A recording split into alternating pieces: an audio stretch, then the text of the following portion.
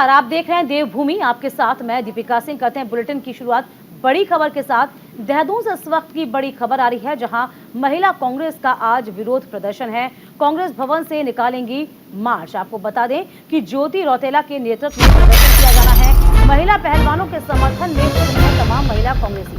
तो फिलहाल देहरादून में महिला कांग्रेस की प्रदेश अध्यक्ष हैं ज्योति रौतेला के नेतृत्व में महिला कांग्रेस का आज विरोध प्रदर्शन है और प्रदर्शन करने वाली है प्रदेश महिला कांग्रेस कमेटी। कांग्रेस भवन से मार्च निकलते हुए सचिवालय विरोध प्रदर्शन होगा। अंकिता भंडारी हत्याकांड, कैबिनेट मंत्री प्रेमचंद अग्रवाल की ओर से की गई मारपीट और दिल्ली में धरने पर बैठी महिला पहलवानों के समर्थन में महिला कांग्रेस का यह प्रदर्शन किया जाएगा।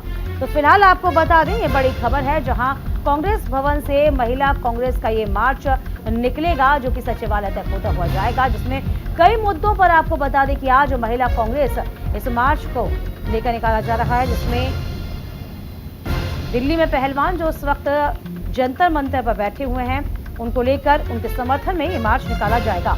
तो फिलहाल ये बड़ी खबर आपको बता रहे हैं, जहां इस वक्त महिला कांग्रेस का मार्च निकाला जाना है। महिला कांग्रेस सड़कों पर उतरेंगी। इसी के साथ साथ जगह जगह आप देखिए जो पोस्टर बैनर है वो भी लगकर तैयार हो रहे हैं। ज्योति रौतेला के नेतृत्व में ये प्रदर्शन किया जाएगा। तो फिलहाल महिला कांग्रेस की तमाम जो कार्यकर्ता हैं वह इस वक्त आज सड़कों पर आपको नजर आएंगी। देहरादून से बड़ी खबर है, आज विरोध प्रदर्शन किया जाना है। तो महिला कांग्रेस का आज विरोध प्रदर्शन है, जिसमें महिला कांग्रेस की प्रदेश अध्यक्ष ज्योति रौतेला के नेतृत्व में ये प्रदर्शन किया जाएगा। तो ज्योति रौतेला के नेतृत्व में ये प्रदर्शन का आयोजन होगा। तो फिलहाल आज प्रदर्शन महिला पहलवानों के समर्थन में तमाम जो महिला कांग्रेसी हैं इस वक्त उतरी हुई हैं। आपको याद होगा, कांग्रेस महासचिव प्रियंका गांधी भी तमाम पहलवानों से मिलने के लिए जनता मंतर पहुंची थी, अपनी सांत्वना उन्होंने व्यक्त की थी। ममता बनर्जी ने भी अपने सहयोग की बात कही थी।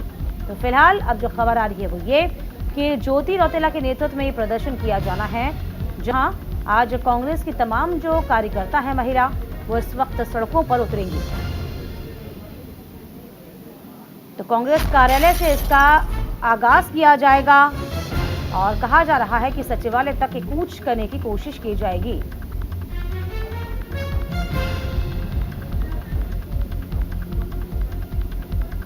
तो फिलहाल आपको बता दें, महिला कांग्रेस का आज विरोध प्रदर्शन है।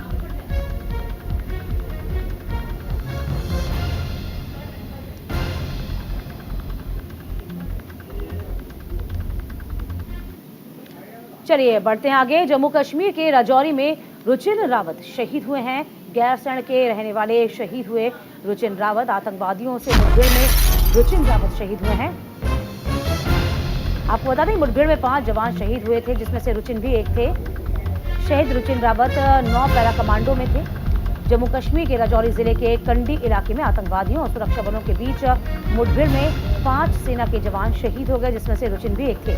इस मुठभेड़ में चमोली जिले के गैरसैंण का लाल शहीद हुआ है। शहीद रुचिन सिंह की रावत गैरसैंण ब्लॉक के कुनिगाड़ गांव के रहने वाले थे। रुचिन सिंह रावत जम्मू कश्मीर के उधमपुर यूनिट में तैनात थे।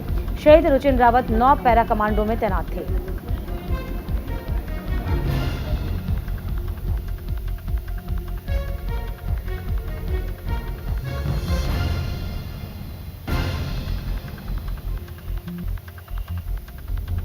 गैरसैंण के रहने वाले रुचिन भी उन 5 जवानों में शहीद थे, जिनको आज अंतिम संस्कार किया जाएगा। हालांकि इस पूरे मामले को लेकर गृह मंत्रालय बहुत ही बेहद सख्त नजर आ रहा है। खुद राजनाथ सिंह जम्मू कश्मीर पहुंच रहे हैं, जहां उच्च स्तरीय बैठक करेंगे।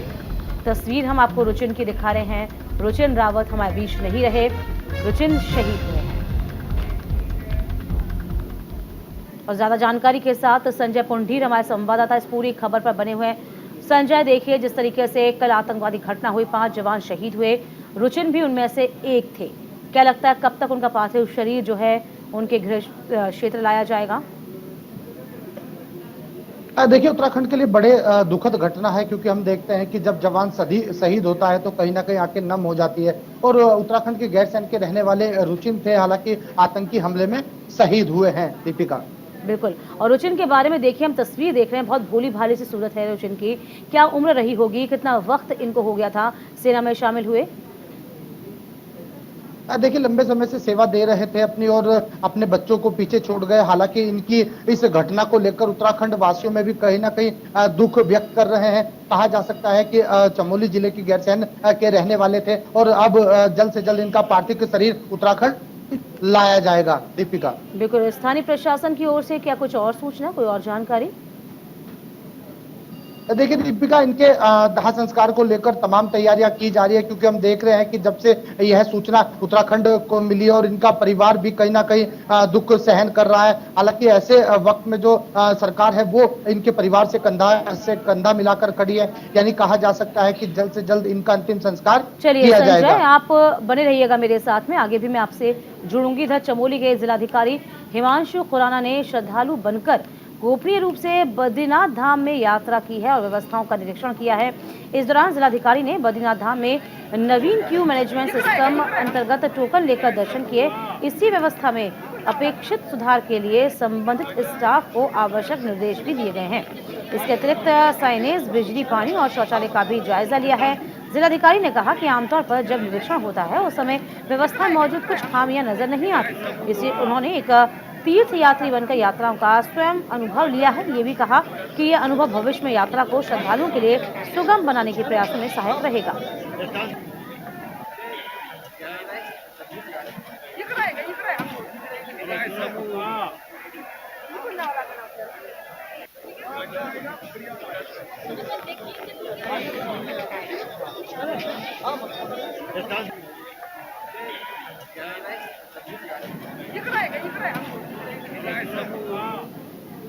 इधर उत्तराखंड में चार धाम यात्रा को लेकर श्रद्धालुओं में उत्साह दिख रहा है। चार धाम यात्रा के लिए अब तक 25 लाख से ज्यादा के पंजीकरण हो चुके हैं। बता दें कि 22 अप्रैल से 5 मई तक 4 लाख से ज्यादा तीर्थयात्री धामों का दर्शन कर चुके हैं। वहीं केदारनाथ के लिए 8.5 लाख से ज्यादा श्रद्धालु का पंजीकरण हो चुका है।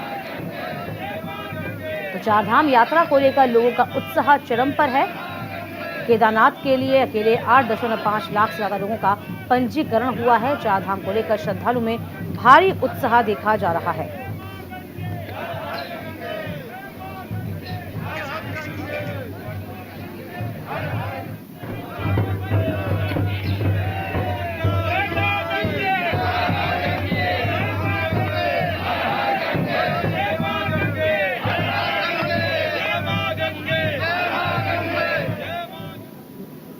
इधर रुड़की में एसडीएम चौक के ज्वाइंट मजिस्ट्रेट आवास पर कांग्रेस कार्यकर्ताओं ने घेराव किया और कांग्रेस कमेटी राजेंद्र चौधरी के नेतृत्व में राज्यपाल के नाम एक ज्ञापन भी सौंपा। साथ ही प्रेमचंद अग्रवाल को मंत्री पद से बर्खास्त करने की मांग भी की है। दरअसल कैबिनेट मंत्री प्रेमचंद अग्रवाल की एक युवक के साथ मारपीट और अभद्रता की गई थी। इसके बाद से जिला अध्यक्ष महानगर कांग्रेस कमेटी राजेंद्र चौधरी एडवोकेट ने कहा कि युवक की पिटाई करना बेहद ही दुर्भाग्यजनक है। उन्होंने कहा कि सत्ता के दम पर पीड़ित को थाने में तो बंद करा सकते हैं, लेकिन जनता की आवाज को नहीं दबाया जा सकता। इस घटना से पूरा राज्य आहत है। ये भी कहा कि कांग्रेस इस मुद्दों पर सड़कों पर अडिग है, पीड़ित के साथ इंसाफ की लड़ाई लड़ रही है।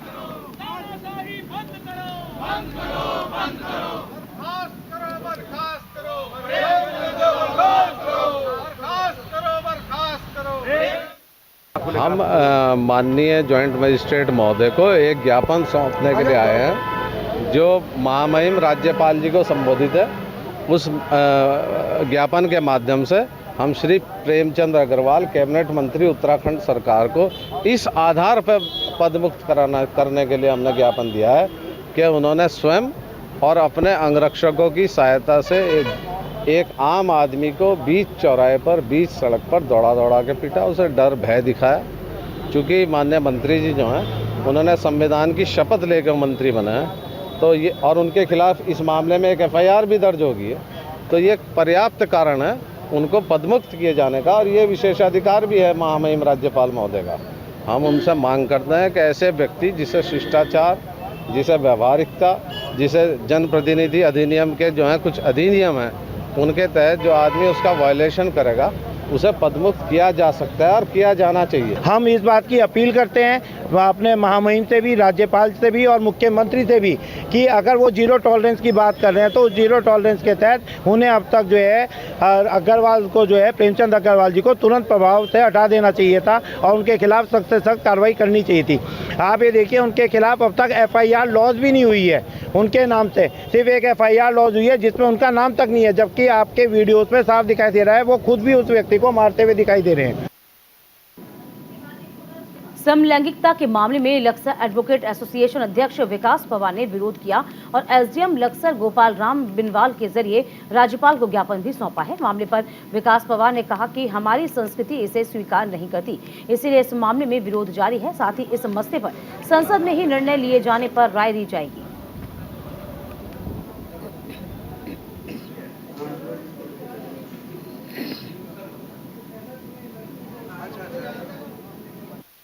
एसोसिएशन लक्सर के द्वारा एक ज्ञापन जो महामहिम राज्यपाल महोदय उत्तराखंड सरकार को संबोधित है आज दिया गया है। इसमें जो माननीय सर्वोच्च न्यायालय में समलैंगिकता से संबंधित वाद चल रहा है उसका समर्थन न करने को लेकर के ज्ञापन दिया गया है। इस ज्ञापन को नियमानुसार सक्षम स्तर पर उचित माध्यम से प्रेषित किया जाए। उसका है समलैंगिकता का मामला है, ये एक सुप्रीम कोर्ट में विचाराधीन है। इसी संबंध में हमारे से विचार मांगे गए थे। इसमें हमने एक मीटिंग बुलाई थी अधिवक्ताओं की, उसमें सबने यही मत रखा है कि ये मामला है समलैंगिकता वाला, ये हमारे मतलब संस्कृति के विरोध में है, क्योंकि भारतीय संस्कृति इसे नहीं स्वीकार कर सकती, क्योंकि हमारे इससे समाज में है, इसमें समाज में दुष्प्रभाव फैलेगा और ये सही नहीं है। तो यही विचार हुआ है कि इसका दुरुपयोग होगा और इसका अगर विचार करना ही है तो संसद में होना चाहिए, ना कि सुप्रीम कोर्ट में। संसद में ही कानून बनता है, इसमें सभी की सहमति से ही और सही सबकी वजह से ये हमने SDM साहब को दिया है और ये हमने महामहिम राज्यपाल जी को दिया है। इधर देहरादून के विकास नगर में तिलक भवन में आपको बता दें कि कहीं ना कहीं हनुमान चालीसा का पाठ किया गया। कांग्रेस कार्यकर्ताओं ने इकट्ठा होकर लगभग 1 घंटे तक हनुमान चालीसा का पाठ किया है। इसके साथ ही हवन पूजन भी किया गया है। बता दें, हनुमान चालीसा का पाठ बीजेपी सरकार की बुद्धि शुद्धि के लिए किया गया।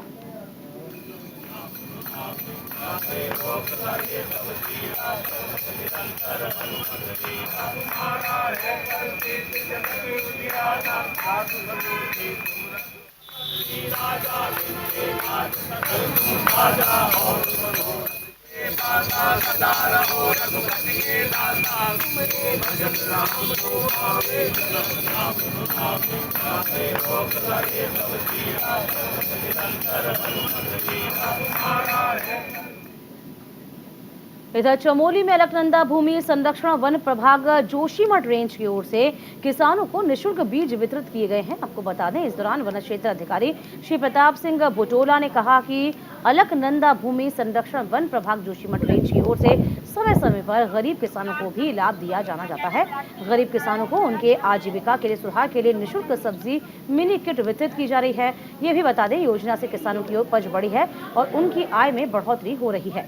फसल की बुवाई के समय उन्नत बीज उपलब्ध नहीं होने की समस्या भी हमेशा के लिए दूर हो गई है।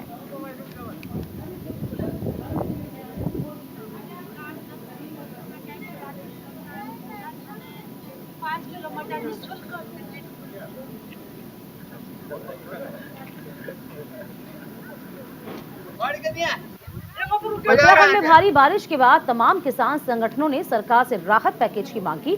हरिद्वार पहुंचे भारतीय किसान यूनियन वेलफेयर फाउंडेशन के राष्ट्रीय अध्यक्ष सोमदत्त शर्मा ने कहा कि भारी बारिश ओलावृष्टि से किसानों की फसलों को काफी नुकसान हुआ है।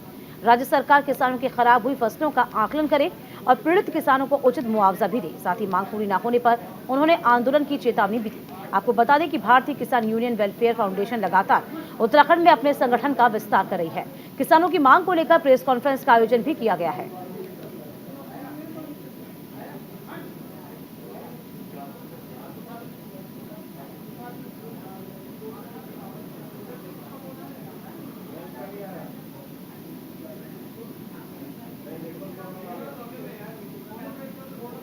तो राहत पैकेज की मांग है, उचित मुआवजे की मांग लगातार की जा रही है और मांगे पूरी न होने पर आंदोलन की चेतावनी भी दी गई है। ओलावृष्टि बारिश से जो किसानों को खेती बाड़ी में, बागवानी में, फूलों की खेती में हर तरह से जो नुकसान हुए हैं, हमारा कहना है कि सरकार अपने स्तर से इसकी जांच कराए और उनको उचित मुआवजा देने की कृपा करें। और क्योंकि वैसे तो हम बार बार कहते रहते हैं, सरकार इस तरफ ध्यान नहीं देती, हमारी बात सुन भी लेगी, आगे कुछ करती नहीं है। तो अब हम कह रहे हैं कि अगर इसमें कोई कार्रवाई नहीं होती, उन्हें मुआवजा नहीं मिलता, तो हमें मजबूर होकर सड़कों पे उतरना पड़ेगा, जिसकी जिम्मेदारी शासन प्रशासन की होगी। जानकारी के साथ हमारे संवाददाता संजय पुंडीर इस वक्त फोन लाइन पर बने हुए हैं। संजय, देखिए लगातार किसान मांग कर रहे हैं, ये मांग उनकी कब से की जा रही है और क्या अभी तक कोई आश्वासन सरकार की ओर से उनको मिला है? देखिए दीपिका, लगातार ही उत्तराखंड में इन दिनों बारिश हो रही है, जिससे कहीं ना कहीं जो किसानों की फसल है वो पूरी तरह बर्बाद हो गई है। हालांकि इसको लेकर लगातार समय समय पर किसान अपनी मांग सरकार तक पहुंचा रहे हैं, क्योंकि हम देख रहे हैं कि हरिद्वार में भी लगातार जो किसान है वो कहीं ना कहीं जिला अधिकारी को एक ज्ञापन की बात कह रहे हैं, उनको अपनी मांगे बता रहे हैं, क्योंकि उनकी जो फसल है वो पूरी तरह बर्बाद हो गई है। हालांकि मुआवजा देने को लेकर इनकी चर्चा भी हो रही है। अब देखने वाली बात होगी किसानों के हित में किस तरह से सरकार अपना फैसला लेती है और किस तरह से अधिकारी इनकी सुनते हैं। दीपिका, चलिए, बहुत शुक्रिया तमाम जानकारी देने के लिए संजय आपका। इधर रुड़की के मंगलौर कस्बे में अवैध अतिक्रमण पर कार्रवाई की गई है। भारी संख्या में पुलिस फोर्स के साथ पहुंचे हैं। प्रशासन ने अवैध रूप से हाईवे पर बने सर्विस लेन पर अतिक्रमण पर बुलडोजर चला दिया है। इसके बाद व्यापारियों और प्रशासन के बीच नोकझोंक की खबर है। दिल्ली हरिद्वार हाईवे पर पुलिस और नगर पालिका की टीम ने अवैध अतिक्रमण को हटाया।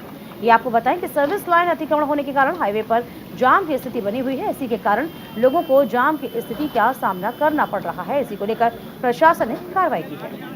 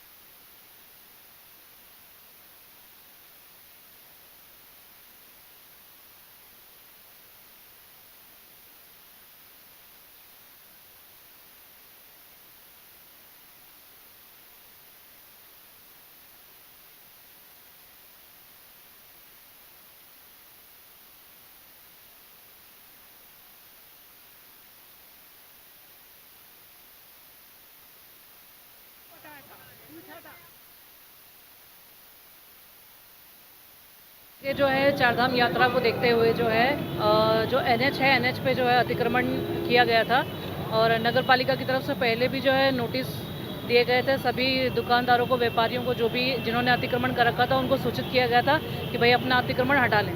जिन लोगों के द्वारा नहीं हटाया गया तो उसके तहत जो है आज नगर पालिका परिषद मंगलौर और पुलिस प्रशासन सभी के द्वारा जो है मिलकर के अतिक्रमण हटाओ अभियान चलाया जा रहा है। इधर उज्बेकिस्तान में आयोजित 5वीं यूथ एशियन चैंपियनशिप में प्रियांशु केहड़ा ने गोल्ड मेडल जीता है। इसके बाद प्रियांशु लक्सर के केहड़ा गांव पहुंचे हैं। इस अवसर पर प्रियांशु के कोच लोकेश कुमार गांव वालों और परिजनों ने फूल मालाओं से उनका भव्य स्वागत किया है। इस मौके पर गोल्ड मेडल विजेता प्रियांशु ने कहा कि युवाओं को बुरी आदतों को छोड़ना चाहिए, नशे से दूर रहना चाहिए, अपनी पढ़ाई और खेलकूद पर ध्यान देना चाहिए।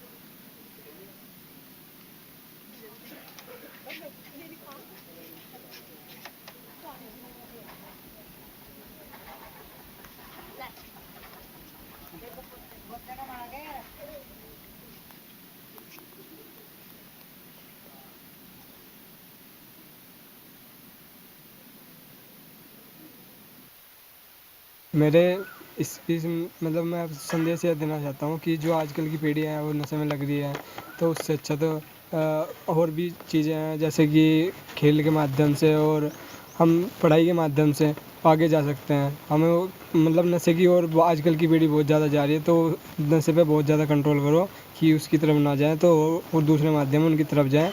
और जैसे कि मेरा मेडल आया उसमें मेरे माता पिता का बहुत ज़्यादा सहयोग था और मेरे गुरुजनों का भी बहुत सहयोग था।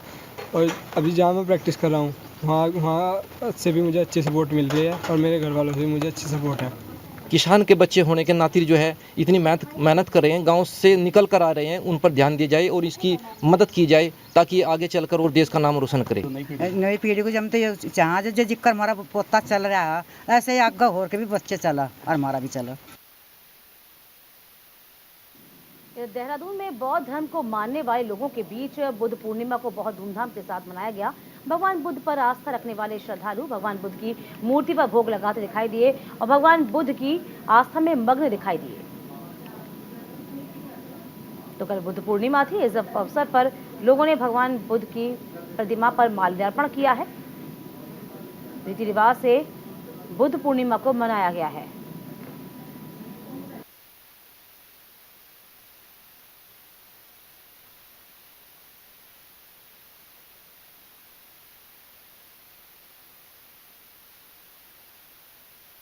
खबर लक्सर से है, जहां पर आज एसडीएम गोपाल राम बिनवाल और पालिका चेयरमैन ने केशव नगर में 30 लाख रुपए की लागत से पेयजल पाइपलाइन बिछाने के काम का शुभारंभ किया है।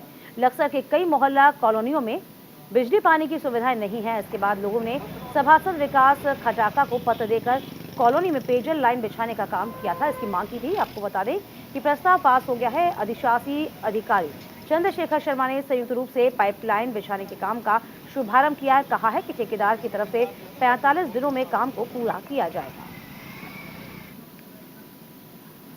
तो आयोग के जो हमारी धनराशि है उससे हमने बहुत लोगों की डिमांड की, 11 नंबर वार्ड लोगों की बड़ी डिमांड थी पानी की, क्योंकि हमारे पास एक जो पानी की पाइपलाइन कुछ तक जगह जगह नहीं थी। तो इस बार हमने एसडीएम आवास से शुरू करके अपनी जो सीमा है नगर पालिका की वहाँ तक आज हमने 25 लाख समथिंग का ये हमारा आज शुरुआत हुई है पाइपलाइन की। और मैं चाहता हूँ कि पूरे ही नगर में, वैसे तो हमने काफ़ी लाइनें डाल दी पानी की, पर जो और बची हैं और भी दूसरा हम टेंडर लगाने जा रहे हैं, उसकी भी हम शुरुआत जल्दी ही करेंगे। और मैं समझता हूँ कि पूरे नगर को हम अच्छा और पर्याप्त जल की सुविधा देंगे। नंबर 11 हमारा एक ऐसा वार्ड है जहाँ काफ़ी वाटर सप्लाई की समस्या है। कई क्षेत्रों में पाइपलाइन नहीं है, कई घरों में कनेक्शन नहीं है। उसी के दृष्टिगत इसको चुना गया और इसमें कुल 24,55,686 रुपए की लागत से 2396 मीटर की पाइपलाइन जो है नगर पालिका द्वारा 15वीं वित्त आयोग की टाइड ग्रांट मद के अंतर्गत ये कार्य हम कराया जा रहा है, जिसकी समय सीमा है कुल 45 दिन, जिसके अंदर हमें कार्य पूर्ण करना है। और इसमें विशेष रूप से मैं धन्यवाद देना चाहूँगा जल संस्थान और उनके एक्शन साहब का, जो हमें इसमें तकनीकी सहयोग प्रदान कर रहे हैं।